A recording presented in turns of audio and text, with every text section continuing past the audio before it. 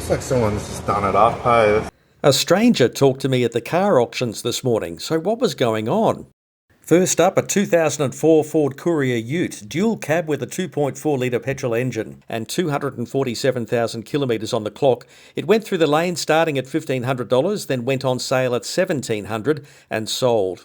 Still on utes, a 1994 Mazda B2600 with over 500,000 kilometres on the clock was up. It went through a rival auction yard the other week and was passed in at a little over $1,000.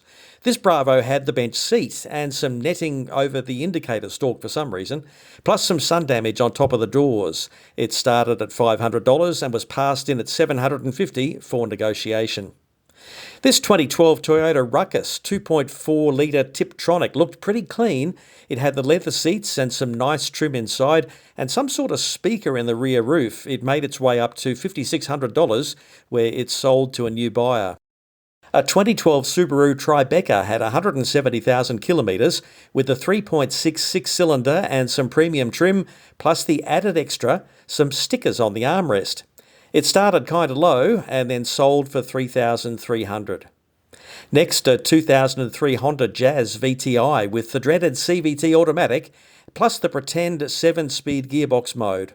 But it did have just 100,000 kilometres on the clock and those magic seats which fold down so easily. It was being sold to raise money for charity and it quickly hit $3,300 when the hammer fell. Still on Honda, and this 2001 CRV was an automatic with 262,000 Ks. It was brown town on the outside, but quite nice on the inside. It started at $500 and made its way up to $1,400 where it sold.